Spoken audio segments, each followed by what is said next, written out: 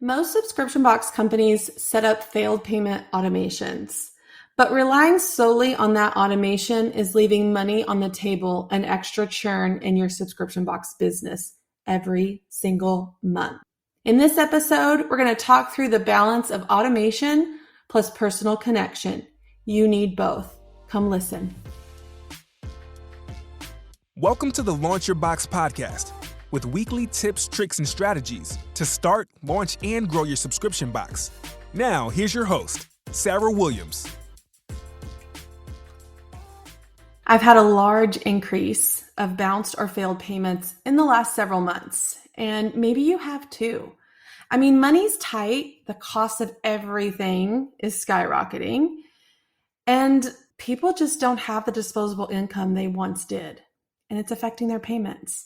So what happens when you get bounced payments? That's what we're talking about today on the podcast. How do you handle bounced payments? And it's important for me to talk about it today because we've had such a large increase in bounce payments lately. And I thought it was something that we should talk about again, dive back through what happens in our workflow for a bounce payment and how we can recover the most of these payments, the most amount of these payments possible. So it keeps our churn low, it keeps our retention high, and it keeps us not scrambling to acquire the next customer all the time. All right. So let's talk about it today. The first thing that somebody would tell you is to automate it. Automate it. Make it easy. Set it and forget it. It sounds great, right? But is it really? I'm a firm believer in having a failed payment automation set up for any reoccurring product, like a subscription or a membership.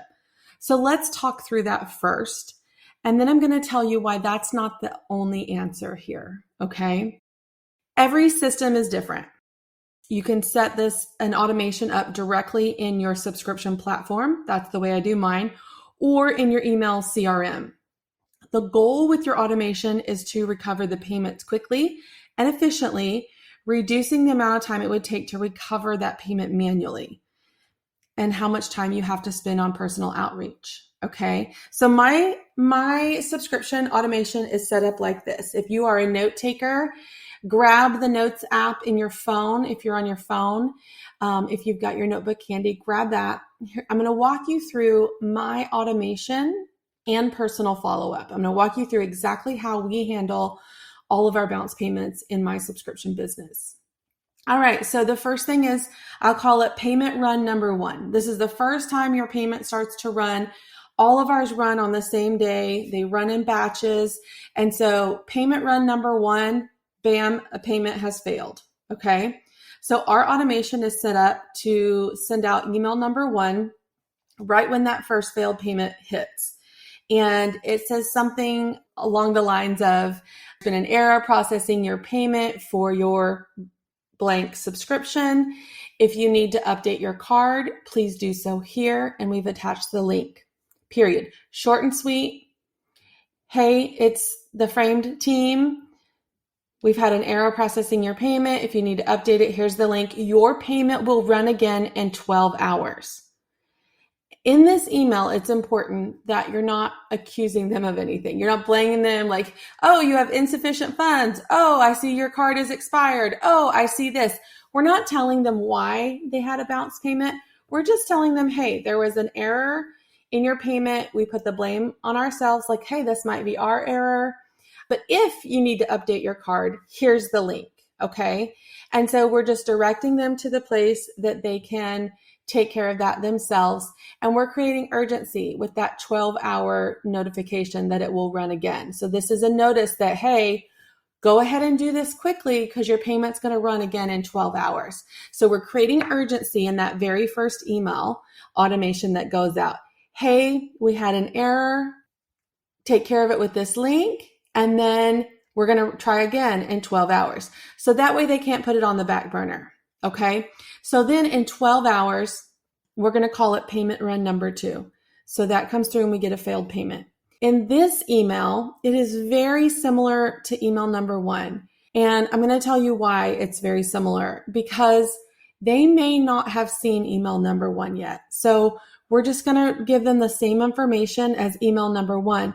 If their payment runs at 8 p.m. at night, their automation is going to come at 8 o'clock at night. And then their 12 hours later is going to be 8 a.m. There's a good chance that they haven't seen that email in that 12-hour time span right there from 8 p.m.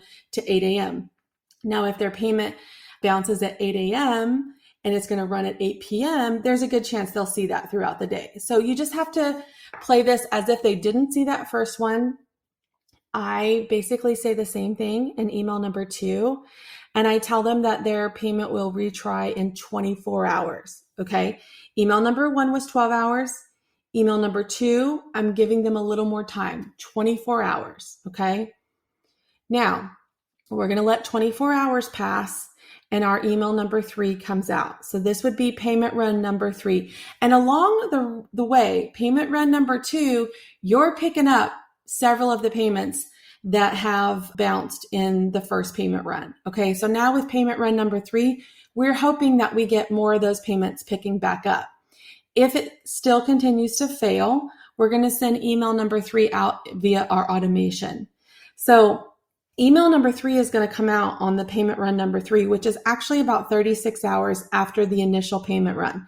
Because remember, that first one has 12 hours, and then the second one comes through, and now you have 24 hours before the third one. So 24 and 12 is 36. So their third email in 36 hours is coming, okay?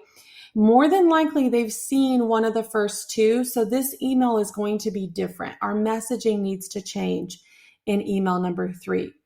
Email number 1 and 2 are plain text emails. In the third email, the third automated email, I'm going to add an image to this, okay?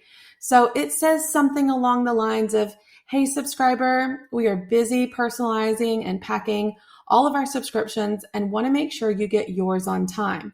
If you need to update your card, please do so here, and I'll leave the link. If you need help with that or have an issue, please hit reply and let us know how we can help. In this email, I'm adding a picture of us packing a box. It's a generic box. It's not that particular month's box. You can't even see the product going in it. So it's just a photo that can run on every month's automation, a very generic photo of us packing boxes, okay? That triggers, oh yeah, that's my Monogram box subscription. I love that box. I want to make sure that I get my link updated in this. And so the reply on this email is going to go to our customer service inbox. And we usually have a phone number on that email as well that they can call with our business hours linked in that email. Sometimes they just need to call, and that's okay. And we provide that for them. Not everybody does, but that's one of the ways that we believe in personal connections and personal follow-up, giving them options. They can hit reply and email us, or they can pick up the phone and call us. And then on that email, we're going to let them know that we're going to run our payment in 48 hours. This gives them time to reach out to us and for us to reply again before the system tries their payment again. Okay, so now we have 48 hours in between our automations number 3 and 4. So in between number 3 and 4, we're going to start to work through this failed payment list with personal touch points. We just pull a list of all the current failed payments in our subscription processor, and we get to work. Because all of our payments run on the same day, we are able to just pull that list and know that they've been through all the automations to this point. If your payments run on different days, you're going to need to sort this sheet a little bit to know what automations they've had and not had. We want to work this list between automation number 3 and automation number 4 in that 48-hour window, okay? So the first thing that we do is we will send a personal email. Sometimes an automated email will go straight to spam. Sometimes it'll end in their inbox. But we know our personal email accounts have a higher deliverability, so we're going to send them a one-to-one personal email, not a mass bulk email campaign. It's going to be a one-to-one email. And it's a copy and paste template. Okay, so just pull it up on your screen. You're going to copy and paste it. You're going to change who it's to, and you're going to send these out one by one. Okay. Hey, it's Lauren from Framed. I want to make sure that you get your box on time this month. It looks like we just need an updated payment. Here's the link, or you can call me at this number if I can help. It's simple, but it's a one-to-one email that is more likely to end up in their inbox than our automated bulk emails, okay? Now, if there's no response to the personal email, the next day we send a text, okay? So that's the next step. Same format as that email, but it's a personal one-to-one text. Hey, it's Lauren from Framed. We've sent a few emails, but I wanted to make sure you haven't missed them. It looks like we need to update your monogram box payment on file. Here's the link to do that, or call me and I can help. Again, it's a personal reach out.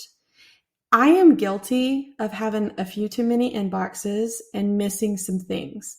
If someone sends me a text where I can just do it right from my phone and I don't have to sift through my email box, or I haven't seen the email, I'm more likely to do that.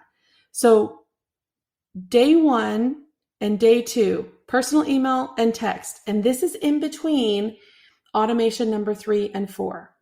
Now, by this time, payment number 4 doesn't go through. We've got another failed payment. And email automation number 4 is actually day 5 of their failed payment. So when all the automations have run, we're now into day 5, and it's our last chance email. This automation is saying boxes are shipping. We want to make sure you get your monogram box this month. If you need to update your card, here is the link. If you need some help, please hit reply or call us at this number. Okay, so that is our last automated email. We do 4 automated emails and 3 personal touch points. So at this time, if automation number 4 goes through and we don't have a response back, we do one more personal outreach. And this would either be a voice call or a text. And this call is urgent. This message is urgent. This says, this is the last time I will reach out to you about your monogram box payment. We would love to get you a box this month. Please let us know how we can help. And we have the ability to call us back or text us back from that last touch point. Based on this flow, these 4 automated emails and 3 personal touch points, we recoup 98% of our bounce payments every single month with this plan. If you're relying solely on your automations, you're losing money and you're having unnecessary churn in your subscription box business, period. If you are only using automations at this point, you're leaving money on the table. Your subscribers aren't just a number. We have spent a lot of time, effort, and energy getting them as subscribers. Why would you rely solely on automations to keep from losing them? Business is personal. I say it all the time. Don't leave out the connection piece when you're trying to retain your subscribers. We're all busy. We have such great intentions to go and take care of something as a consumer and totally forget. You're probably guilty of it just as much as I am. We have to keep serving it back in front of them in as many ways as possible. I used to be the one that did this every single month in the business. I did it for a long time, maybe too long, but it really was the best use of my time.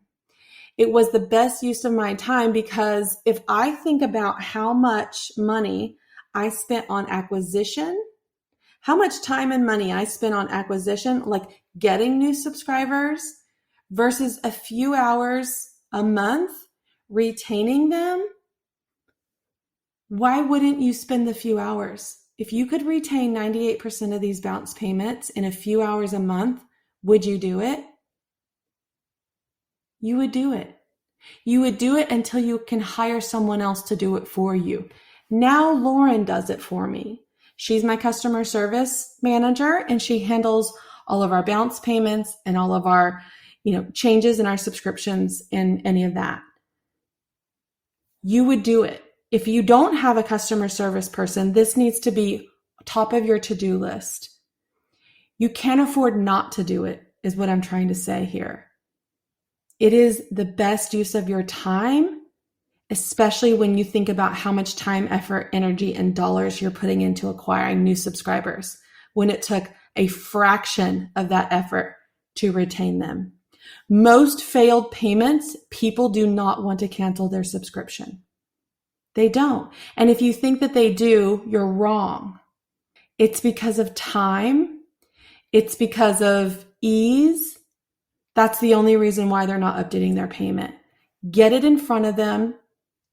Make sure you have a plan of both automations and personal follow-up, and go save your subscribers. If the idea of creating a subscription box is swirling around in your head, I encourage you to head over to launchyourboxwithsarah.com, get on our waitlist, and grab some of our free downloads to help you get started. That's launchyourboxwithsarah.com.